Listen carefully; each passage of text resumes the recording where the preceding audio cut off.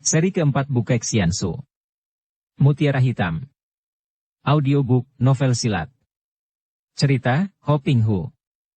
Jilid 32, tamat. Ratu Yelena menahan jerit, hampir mencekik leher sendiri dengan tangannya, matanya terbelalak memandang gadis itu. Begitukah kiranya? Kau belum mengerti? Aduh, Kuilan. Mutiara Hitam. Mari kita bicara. Ia maju memegang tangan Kuilan untuk diajak masuk kamar, akan tetapi Kuilan merenggut lepas tangannya dan berjalan di belakang orang yang menjadi ibu kandungnya ini.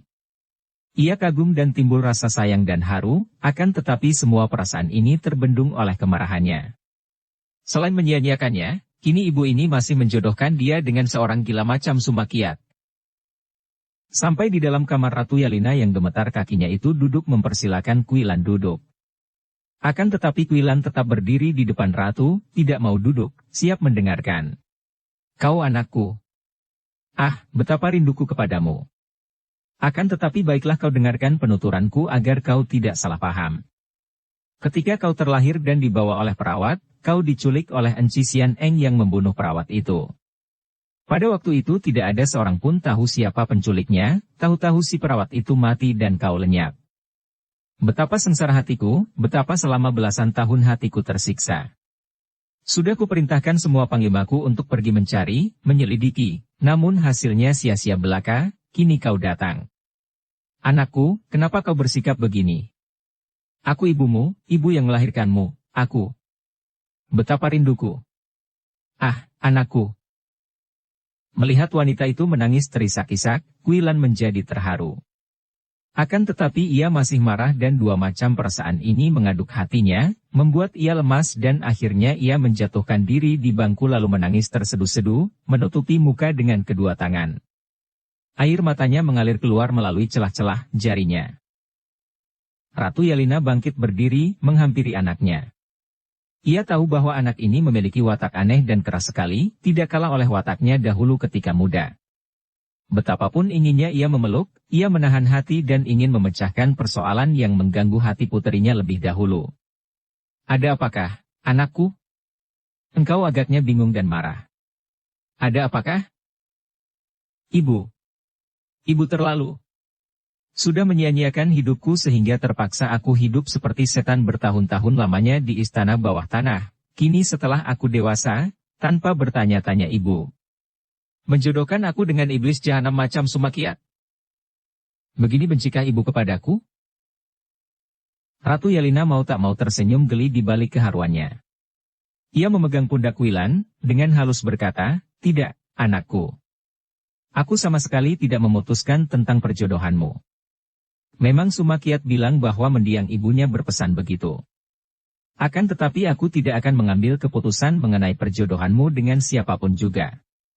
Tentang perjodohanku serahkan kepadamu, kalau kau tidak cocok dengan siapapun ibumu takkan melarang. Timbul harapan di hati Kuilan, akan tetapi karena malu, ia masih menutupi mukanya ketika berkata, aku tidak mau menikah dengan siapapun juga di dunia ini kecuali dengan Pangeran Talibu. Kalau ada halilintar menyambar kepalanya di saat itu, kiranya Ratu Yelena tidak akan sekaget ketika mendengar ucapan ini. Ia terhuyung ke belakang, tangan kanan meraba dada yang seakan-akan berhenti berdetik, kepalanya pening. Pada saat itu, dari pintu menerobos masuk Pangeran Talibu. Melihat keadaan ibunya yang pucat terbelalak seperti hampir roboh dan Kuilan yang duduk menangis menutupi muka, ia berseru memanggil, "Ibu!" dan melompat menghampiri.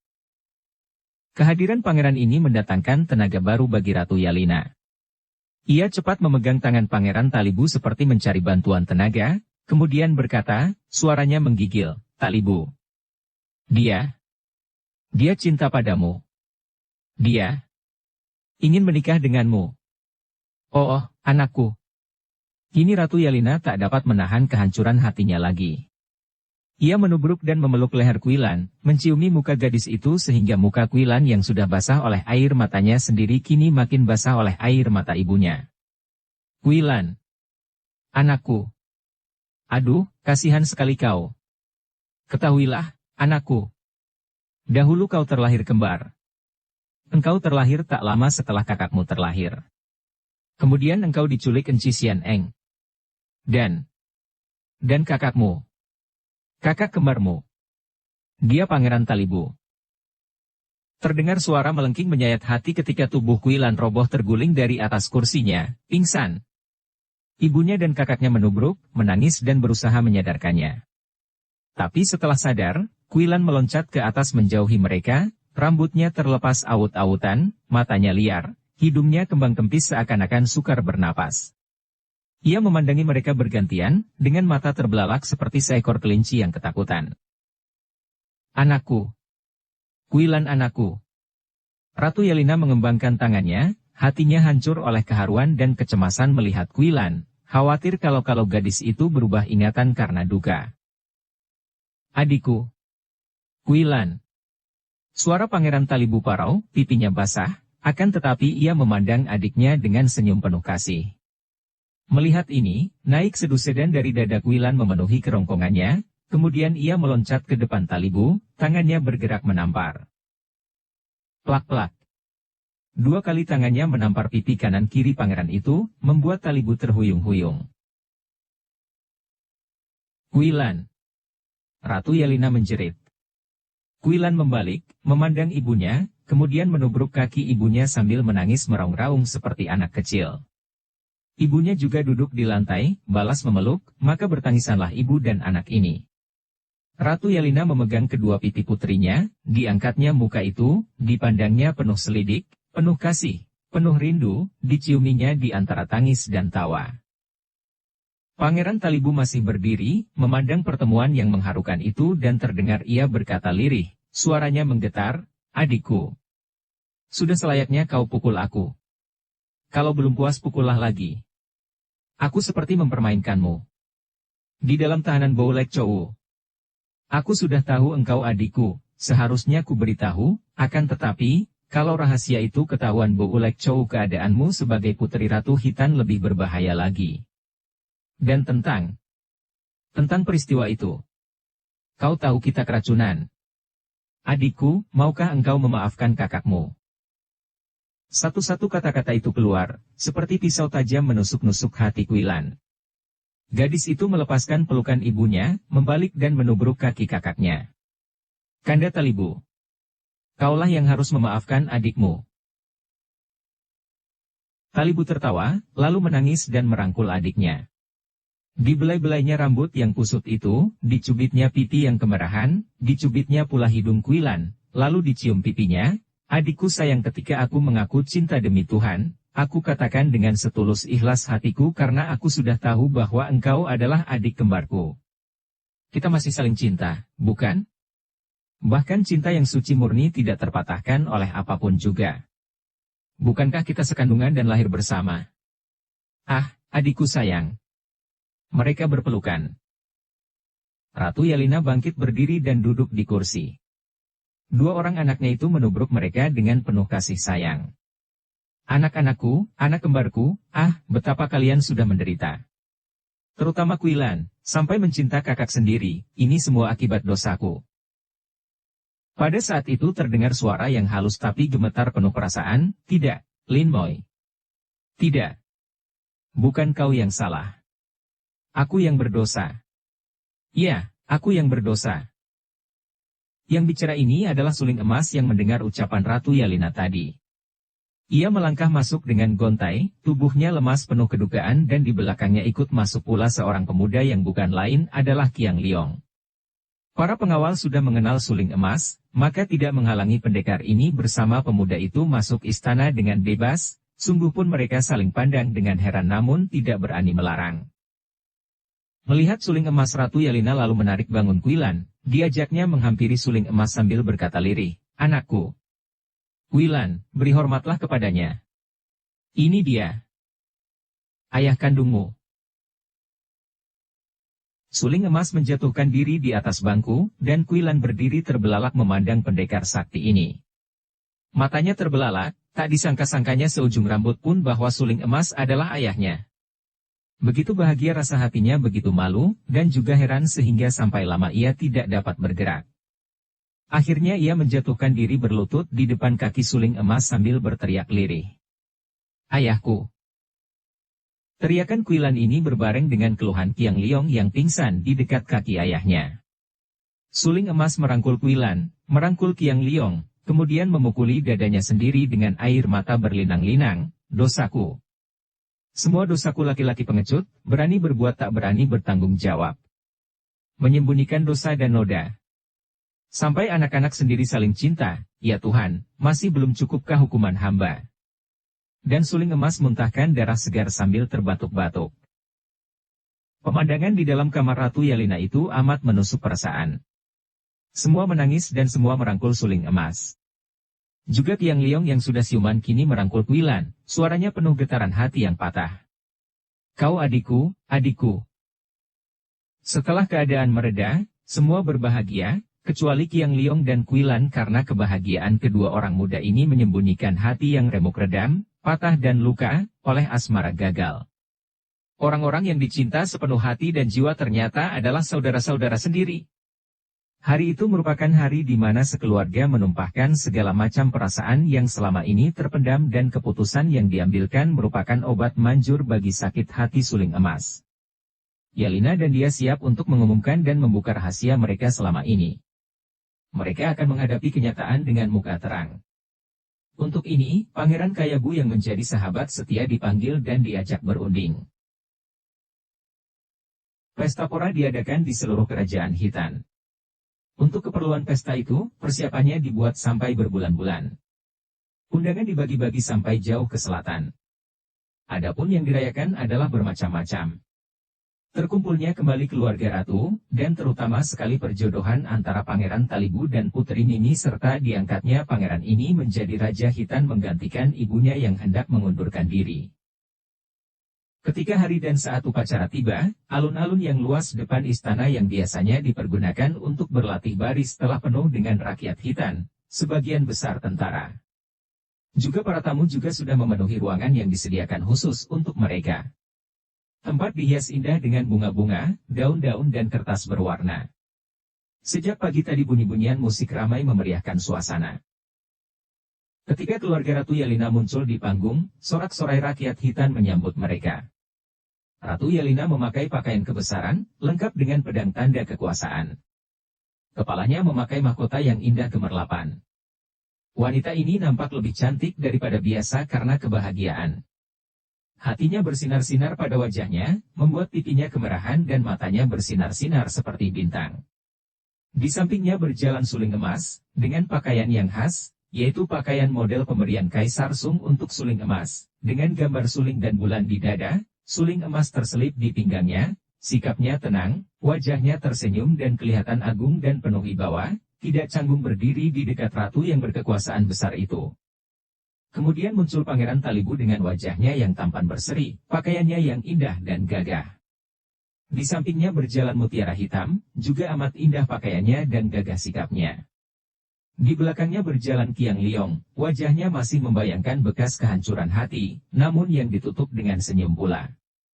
Lalu tampak Pangeran Kayabu bersama istri dan putrinya yang cantik jelita, Putri Nini yang wajahnya cerah, senyumnya mendatangkan kegembiraan di hati setiap orang Hitan. Setelah menerima penghormatan rakyatnya yang bersorak-sorai, keluarga ratu ini mengambil tempat duduk yang sudah disediakan sambil mengangguk sedikit sebagai jawaban penghormatan para tamu yang bangkit berdiri menyambut mereka. Kemudian Panglima Kayabu bangkit berdiri, maju ke pinggir panggung sehingga tampak oleh semua yang hadir, dengan suara lantang mengumumkan bahwa Sri Paduka Ratu yang mulia berkenan hendak menyampaikan amanat kepada rakyatnya. Tepuk sorak gegap gembita menyambut pengumuman ini, terus bergemuruh ketika Ratu Yelena bangkit berdiri di pinggir panggung dengan sikap agung. Ratu ini tersenyum lebar, deretan giginya putih kemilau dan matanya bersinar-sinar, hatinya terharu menyaksikan cinta kasih dan penghormatan rakyat Hitan kepadanya. Ia mengangkat lengan ke atas dan berhentilah sorak-sorai itu. Keadaan menjadi sunyi sekali. Seolah-olah di situ tidak ada orang, seolah-olah semua orang yang hadir menahan napas untuk mendengarkan suara ratu mereka. Rakyatku sekalian, terdengar suaranya, lantang nyaring dan merdu, terdengar oleh semua yang hadir sampai di ujung-ujung karena ratu ini bicara sambil mengerahkan kaikang. Kalian semua sudah tahu untuk apa pesta ini diadakan, yaitu untuk merayakan beberapa hal yang menggirangkan hati keluarga kami. Akan tetapi, tentu kalian bertanya-tanya dalam hati apa sebetulnya yang terjadi dan mengapa tiba-tiba ratu kalian dapat berkumpul dengan keluarganya. Karena itu, aku mengambil keputusan untuk bicara dengan kalian untuk menceritakan keadaan kami sesungguhnya agar jangan terjadi salah tafsir. Ratu Yelena berhenti sebentar untuk menarik napas panjang. Suasana tetap hening, semua telinga ditujukan kepadanya. Kalian semua tentu sudah tahu bahwa sebelum menjadi Ratu Khitan, saya tinggal di selatan. Dan supaya kalian ketahui bahwa sesungguhnya yang membuat sampai kini ratu kalian tidak menikah adalah karena di selatan saya pernah bersuami, dan suami saya adalah dia ini. Ratu Yelena mempersilakan suling emas berdiri. Pendekar ini tersenyum, kagum menyaksikan keberanian kekasihnya mengumumkan rahasia itu, maka ia pun dengan tenang melangkah maju di sebelah Ratu Yelena. Sejenak semua orang tercengang, agaknya heran, kaget dan bingung. Akan tetapi siapa orangnya di Khitan yang tak pernah mendengar akan suling emas? Pendekar besar yang berkali-kali merupakan penolong bangsa Khitan. Maka meledaklah sorak-sorai, tangan melambai-lambai, topi dan pelbagai benda dilempar ke atas seperti ramainya orang menonton pertandingan sepak bola. Hidup suling emas, suami Ratu Khitan. Demikian teriakan-teriakan terdengar yang makin lama makin menggema. Suling emas dan Ratu Yelena saling pandang. Dua titik air mata membasahi pelupuk mata ratu itu. Hal yang paling gawat telah diucapkan dan hasilnya jauh lebih melegakan hati daripada yang mereka khawatirkan. Ratu Yelena mengangkat dengan kembali dan rakyat pun diam. Keadaan kembali hening. Kami mengaku telah melakukan kesalahan bahwa hal ini dahulu kami rahasiakan. Akan tetapi hari ini akan kami umumkan semua rahasia. Pernikahan kami sebetulnya telah dikaruniai dua orang anak, yang pertama sejak kecil diam-diam kami serahkan kepada Panglima Kayabu untuk dirawat, dan yang kemudian kami angkat menjadi putra, yaitu Pangeran Talibu. Dia adalah putra kandung kami. Talibu yang sudah diberitahu segera bangkit berdiri, tegak dan gagah di sebelah kiri ibunya, tersenyum memandang ke bawah, ke arah rakyatnya yang akan dipimpinnya, rakyat yang dicintanya. Kembali meledak sorak-sorai, kini lebih gemuruh karena rakyat amat bersukacita mendengar bahwa ternyata pangeran mahkota itu bukan putra angkat ratu, melainkan putra kandung. Untuk sejenak Ratu Yelena membiarkan rakyatnya bersorak-sorai, kemudian ia mengisyaratkan mereka diam. Adapun putra kami yang kedua adalah seorang wanita dan yang kini sudah berkumpul pula di samping kami, bernama Kam Quilan dan yang terkenal dengan julukan Mutiara Hitam. Quilan meloncat dan berdiri di samping ayahnya. Rakyat kembali bersorak-sorai, penuh kekaguman dan kebanggaan, terdengar teriakan-teriakan hidup sang putri Mutiara Hitam. Quilan mengerling ke arah kakaknya, Pangeran Talibu tersenyum kepadanya dan matanya menjadi basah. Ia merasa seperti dalam mimpi, disebut puteri. Selesailah tugas kami membuka rahasia ini. Hati kami menjadi lapang karena telah membuka rahasia dengan pengumuman resmi sehingga rakyat dan semua tamu dari berbagai kerajaan mendengar akan keadaan kami. Betapapun juga, aku merasa bersalah telah menyimpan rahasia ini dari rakyat sampai bertahun-tahun. Oleh karena inilah, mengingat bahwa usiaku pun makin bertambah, hari ini pula aku mengundurkan diri dari singgasana dan mahkota kerajaanku serahkan kepada Pangeran Mahkota Talibu. Kini sorak-sorai yang terdengar menjadi kacau balau. Ada yang bergembira karena mendapat raja baru yang mereka juga sayang, ada yang kecewa karena ratu yang mereka cinta mengundurkan diri. Ratu Yelena yang tidak ingin memperlihatkan keharuan hati dan menangis di depan rakyatnya, segera mengajak mundur suami dan dua putranya. Ia tadi tidak menyebutkan bahwa Talibu dan Quilan adalah saudara kembar, karena hal ini akan mendatangkan keributan. Menurut tradisi dan kepercayaan turun-temurun, saudara kembar laki wanita harus jodohkan. Dan ia mengerti bahwa hal itu tidak mungkin dilakukan, dan bahwa selain suling emas juga kedua orang anak itu sendiri tidak akan melakukannya. Mereka kembali mundur dan duduk di tempat masing-masing. Panglima Kayabu kini maju ke muka dan dengan lantang mengumumkan pertalian jodoh antara putrinya, Putri Mimi dengan Pangeran Talibu, yang akan dirayakan bersamaan dengan pengangkatan Talibu menjadi Raja Khitan. Kembali rakyat bersyukur dan bersorak gembira. Putri Mimi yang tadinya tersenyum-senyum, mendengar pengumuman itu, menundukkan muka dengan pipi merah dan mata basah sehingga ia digoda oleh Quilan yang duduk di dekatnya. Kakak ipar yang baik, mengapa menangis? Kata Kuilan menggoda. Mini melirik, menggigit bibir dan mencubit lengan Kuilan. Akan tetapi mereka segera berangkulan dan keduanya menangis. Pada detik itu, habislah sudah rasa tidak enak di hati masing-masing, terganti kasih sayang antara saudara yang mesra. Dan dimulailah pesta itu. Musik dimainkan makin gencar. Pertunjukan pun dimulai, yaitu demonstrasi pasukan hitan, ketangkasan naik kuda, memanah, dan lain-lain. Pihak tamu bergiliran datang menghampiri tempat kehormatan ratu untuk memberi selamat yang dibalas oleh Ratu Yalina dan suling emas sebagaimana mestinya. Setelah para tamu yang memberi selamat habis, tampak seorang pemuda yang tersenyum lebar, matanya bersinar-sinar penuh kegembiraan, keluar dari rombongan tamu menghampiri tempat kehormatan itu bersama seorang wanita setengah tua dan seorang kakek cebol berkepala besar. Bibi Bailey. Kuilan bangkit dan lari menubruk wanita itu, yang ditariknya menghadap ibunya. Ibu, inilah dia Bibi Bailey yang merawatku sejak kecil. Nyonya itu memang Pang Bailey dan kini ia menjatuhkan diri berlutut depan Ratu Yalina.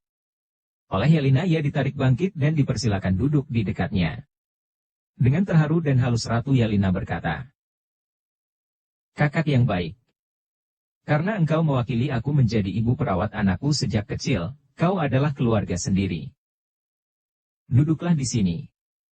Mereka lalu bercakap-cakap dan betapapun juga, nyonya itu kelihatan sungkan dan malu-malu karena duduk di lingkungan keluarga besar.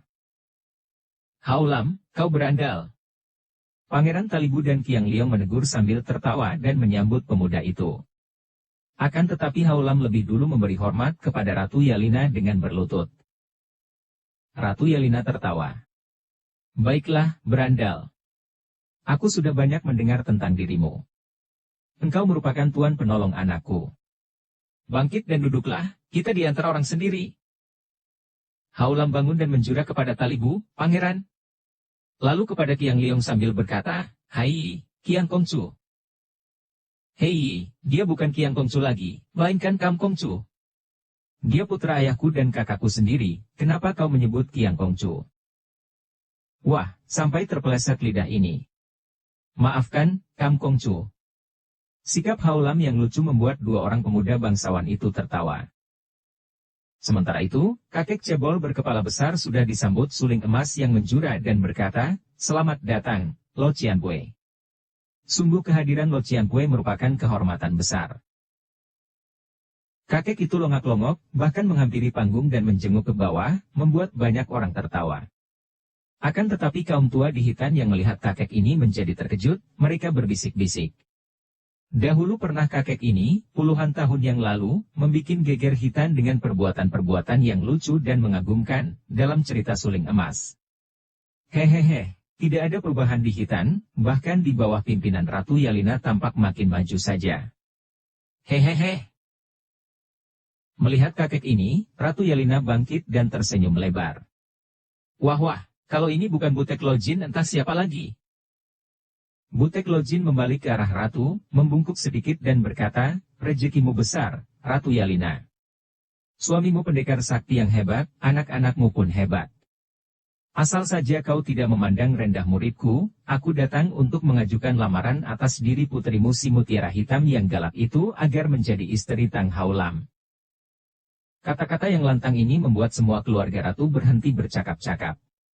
Suasana hening, bahkan Haulam yang biasanya pandai bicara, kini hanya menundukkan muka akan tetapi lirak-lirik ke arah Kuilan.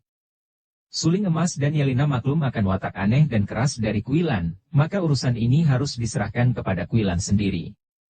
Sepanjang yang mereka dengar, sepak terjang Haulam memang tidak mengecewakan sebagai seorang pemuda gagah perkasa, akan tetapi mereka tidak berani memutuskan, apalagi mengingat akan pengalaman-pengalaman pahit yang menimpa diri Kuilan, yang pernah mencinta kakak kembar dan dicinta kakak tiri saya. Kedua orang ini setelah saling pandang lalu menoleh ke arah Kuilan. Pang Bailey tadinya merasa berat untuk memenuhi permintaan anaknya yang minta supaya dilamarkan Putri Ratu Hitan. Akan tetapi setelah ada kesanggupan dari Butek Lojin yang akan bicara, ia terpaksa mau diajak serta. Kini melihat keadaan di situ dan mendengar ucapan pinangan kakek itu yang begitu sederhana dan jujur tanpa banyak cincong lagi, ia menjadi ketakutan dan kembali ia menjatuhkan diri berlutut di depan Ratu Yalina. Mohon Paduka Sudi mengampuni kelancangan kami. Yalina cepat-cepat membangunkan Pang Beili. Ah, jangan begitu. Urusan jodoh ini kami serahkan keputusannya kepada anak kami sendiri. Kuilan yang kini menjadi pusat perhatian bangkit berdiri dari bangkunya. Wajahnya pucat, matanya terbelalak, sebentar memandang Talibu, lalu Kam Liong, kemudian ke arah Haulam. Si berandal. Si berandal meminangnya. Ia tahu bahwa berandal ini mencintanya. Kalau ia membuat perbandingan, orang yang pertama-tama ia akan pilih andai kata bukan saudara, tentu Talibu. Orang kedua agaknya Kam Liong. Setelah ternyata bahwa kedua orang muda itu adalah saudaranya sendiri, ia tidak tahu siapa yang berkenan di hatinya. Yu Xiangqi juga mencinta, akan tetapi pemuda itu sendiri bertunangan dengan Song Goat, dan ia tidak suka mempunyai suami pengemis. Siang Koan Li, entah bagaimana jadinya pemuda itu yang dahulu terseret ke dalam dunia sesat. Ia memandang Haulam, teringat akan semua pengalamannya dengan pemuda ini, teringat betapa pemuda ini menyelamatkannya dari butek Siulam, dan ia teringat kepada pemuda ini ketika terancam oleh Sumakiat. Pemuda yang lucu, yang selalu mendatangkan kegembiraan padanya, bahkan yang lirak-lirik kepadanya dengan sikap wajar namun lucu. Tiba-tiba Kuilan tertawa bebas sehingga mengejutkan semua orang, akan tetapi tidak mengejutkan ayah bundanya. Gadis ini persis Lin Lin dahulu, Ratu Yalina sekarang. Haulam yang menanti dengan tegang, melihat Kuilan tertawa ini, lalu bangkit dan berkata kepada gadis itu, Mutiara Hitam, dahulu engkau menyebut aku berandal dan aku menyebut engkau Mutiara Hitam, keadaan kita dahulu sederajat. Akan tetapi sekarang, engkau seorang putri kerajaan dan aku tetap berandal, maka kalau engkau tidak setuju terus terang sajalah. Kuilan menjawab, sekarang pun masih sama, apa bedanya? Jadi, apa? Jadi kau setuju? Kuilan menggigit bibir, lalu mengangguk. Haulam saking girangnya hanya melongo. Tapi terus terang saja, biarpun aku suka menjadi istrimu, aku tidak cinta padamu, berandal. Luar biasa percakapan antara dua orang muda ini. Di depan begitu banyak orang bicara tentang cinta seperti orang bicara tentang pakaian atau topi saja. Mereka kecelik kalau mengira Haulam terpukul oleh pengakuan ini. Sama sekali tidak, ia menjawab dengan suara sewajarnya. Orang macam aku mana boleh banyak mengharap? Aku mencintamu bukan karena ingin kau cinta. Aku mencintamu karena ingin melihat kau bahagia, ingin membuat hidupmu cemerlang penuh kegembiraan. Aku ingin seperti matahari, memberi penerangan dan kehangatan kepadamu tanpa mengharap kau ingat atau cinta padaku. Aku ingin menjadi suamimu agar aku dapat selalu menjagamu, melindungimu, menghiburmu, melihat engkau bahagia, karena kebahagiaanmu lah yang menjadi dasar kebahagiaanku. Hebat pengakuan ini, dalam hati mereka yang jatuh cinta merupakan sindiran dan petuah yang amat menusuk hati. Memang sebagian besar orang muda kalau bercinta terlalu egois, hanya ingin meminta, meminta dan meminta. Minta dicinta, minta diperhatikan, minta dimanja. Lupa untuk memberi. Cinta itu adalah kasih sayang. Cinta itu sifatnya memberi, bukan meminta. Cinta yang meminta itu bukan mencinta orang lain namanya, melainkan mencinta diri sendiri terdorong hasrat ingin memiliki, ingin memonopoli dia yang dicinta. Cinta macam ini seperti cinta akan benda yang indah. Kalau aku kelak meninggalkanmu, engkau takkan meninggalkan aku tanpa sebab, karena aku akan selalu berusaha menyenangkan hatimu. Tak usah kau tinggal, kau minta saja aku pergi sendiri. Kalau aku mati, aku akan ikut. Aku takut kau di sana akan kesepian dan susah. Meledak suara ketawa butek Lojin, hahaha. Coba cari, di dunia ini mana ada pencinta seperti muridku? Mutiara Hitam, kalau engkau tidak menerima dia, engkau akan kehilangan. Hahaha. Aku suka sekali mempunyai adik ipar si berandal. Tiba-tiba Pangeran Talibu yang suka sekali kepada pemuda ini berkata, Saudara Tang Haulam memang patut menjadi suami Kuilan, kata Kam Hong. Kuilan tidak merasa terdesak oleh ucapan-ucapan ini, memang ia sudah mengambil keputusan. Ia tidak suka tinggal di dalam istana, terikat oleh segala macam peraturan. Tadi saja ia sudah merasa canggung dan kikuk, tidak bebas. Kalau bersama berandal, ia akan seperti burung. Sepasang burung terbang di angkasa, bercumbu dengan angin. Aku terima pinanganmu, berandal. Selanjutnya terserah ayah ibu, kata Kuilan sambil duduk kembali. Terima kasih, jawab Haulam sambil duduk juga, wajahnya makin berseri-seri. Semua orang tertawa. Belum pernah selamanya mereka mendengar, apalagi melihat, peminangan dan penerimaan seperti yang dilakukan kedua orang muda itu. Suasana makin gembira ketika kakek cebol itu dijamu oleh suling emas. Kini Putri Nini mendapat kesempatan membalas Kuilan dengan godaan-godaannya. Dua orang gadis ini berbisik-bisik dan cekikikan sendiri, entah apa yang dibicarakan kedua calon pengantin itu. Dalam kegembiraan ini, Kam Leong teringat akan adik misanya, Sumakiat. Ia menarik napas panjang, diam-diam menaruh kasihan kepada putra bibinya itu. Setelah terjadi peristiwa dengan Kuilan dan setelah Ratu Yalina mendengar pengakuan Kuilan akan semua perbuatan Sumakiat yang amat tidak patut, pemuda itu diusir. Akan tetapi Ratu Yalina masih ingat kepada keponakannya, memberi kuda yang baik dan perbekalan yang cukup, ditambah sekantung emas. Ah, kalau saja Sumakiat tidak mewarisi kegilaan ibunya, tentu kini ikut bergembira pula, sebagai anggota keluarga. Gembirakah dia? Entah, dia sendiri tidak tahu. Kenyataan bahwa Kuilan adalah adik seayah, merupakan hantaman batin yang membuat hatinya kini kosong melompong. Ia tidak mungkin dapat seperti Haulam, ia terlalu romantis dan selalu ingin dicinta wanita. Selagi semua orang bergembira dan berpesta tiba-tiba muncul dua orang kakek tua renta yang aneh bersama seorang pemuda yang tampan berambut panjang. Dua orang kakek itu pakaiannya tidak karuan, juga rambutnya awut-awutan seperti dua orang gila, yang seorang bermuka putih, yang kedua bermuka merah. Haulam dan Kuilan segera mengenal pemuda itu. Siang Koan Li. Dan dua orang kakek itu adalah manusia-manusia sakti Pak Kek Sian Ong dan Lam Kek Sian Ong, guru Siang Koan Li. Suling emas juga mengenal dua orang kakek ini. Hatinya tidak enak. Dua orang kakek ini terkenal tukang bikin ribut, seperti Butek Lojin. Hanya bedanya kalau Butek Lojin suka melucu dan tidak mau berlaku jahat, adalah dua orang kakek ini tidak peduli apakah perbuatan mereka termasuk baik ataukah jahat. Cepat ia bangkit menyambut dan menjura. Selamat datang di Hitan, Jiwi Sian Ong berdua. Silakan duduk. Haha, suling emas, kau makin gagah saja. Kabarnya kau menjadi suami Ratu Hitan. Haha, Kyonghi, selamat. Tidak usah duduk. Aku dan Pek Bintuako ini datang hanya karena ditangisi murid kami, Siang Koan Li ini. Kami datang hendak meminang mutiara hitam. Kata Lam Kek Sian Ong sambil menunjuk muridnya yang sudah menjatuhkan diri berlutut ke arah keluarga tuan rumah. Suling emas terkejut. Benar saja dugaannya. Dua orang kakek ini datang untuk membuat ribut. Memang benar mereka baru datang dan tidak tahu bahwa putrinya telah dijodohkan dengan Haulam, namun cara mereka datang ini jelas menantang keributan. Biarpun maklum akan kelihayan mereka berdua, namun pendekar sakti ini tidak takut. Dengan hormat ia menjawab. Mutiara hitam adalah putriku. Banyak terima kasih saya ucapkan atas kecintaan Jiwi Sian Ong dan kehormatan yang diberikan, akan tetapi hendaknya maklum bahwa baru saja anakku ini telah jodohkan dengan pemuda lain.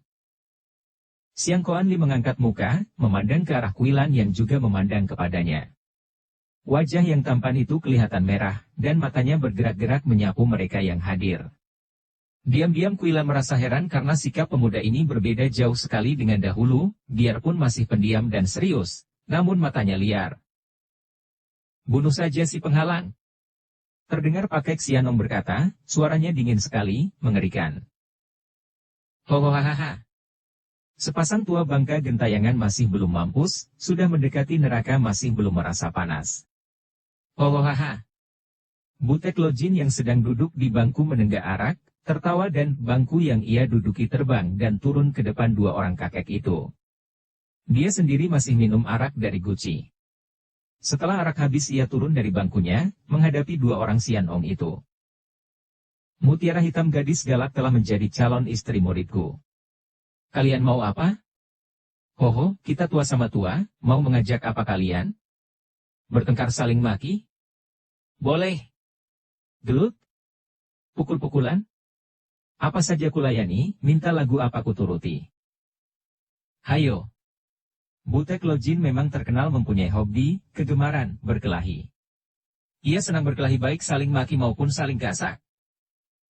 Jiwi Sianong harap sudi memaafkan dan memaklumi keadaan. Jiwi datang terlambat dan jodoh adalah di tangan Tian. Harap tidak menimbulkan keributan, kata suling emas, sikapnya dan suaranya halus, namun di balik kata-katanya mengandung peringatan. Dua orang kakek saling pandang. Mereka tentu saja tidak gentar biarpun berada di negara orang. Akan tetapi mereka mengenal siapa kakek cebol ini. Butek Lojin adalah orang kedua setelah Bukek Xiansu yang memiliki tingkat lebih tinggi daripada mereka. Mungkin dengan maju berdua, mereka akan dapat mengimbangi Butek Lojin, akan tetapi harus diingat bahwa di situ hadir pula suling emas yang lihainya luar biasa pula. Belum lagi Ratu Yalina yang kabarnya hebat ilmunya, dan orang-orang muda murid orang-orang sakti. Hahaha. Butek Lojin, kami sungkan membikin ribut rumah orang.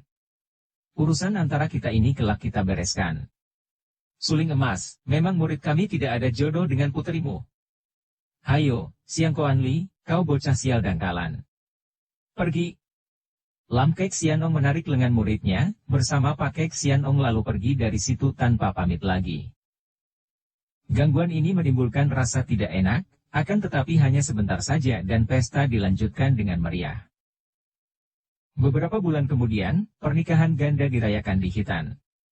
Pernikahan antara Talibu dengan Mimi dan Haulam dengan Kampuilan. Setelah menikah, Talibu lalu diangkat menjadi raja baru di Hitan. Tang Haulam bersama Kuilan lalu meninggalkan Hitan untuk pergi merantau seperti yang dikehendaki Kuilan, seperti burung di angkasa. Adapun suling emas yang sudah resmi menjadi suami Ratu Yalina, mengundurkan diri menikmati hari tua di sebuah puncak yang indah dari pegunungan Gobe Isan. Pang Beili tidak mungkin dapat ikut puteranya merantau, oleh Yalina diminta tinggal di Istana Hitan di mana ia hidup tenteram dan melayani Nini dengan kasih sayang. Kam Liong meninggalkan Hitan, pergi merantau. Ia sudah mengambil keputusan untuk tidak menikah selamanya.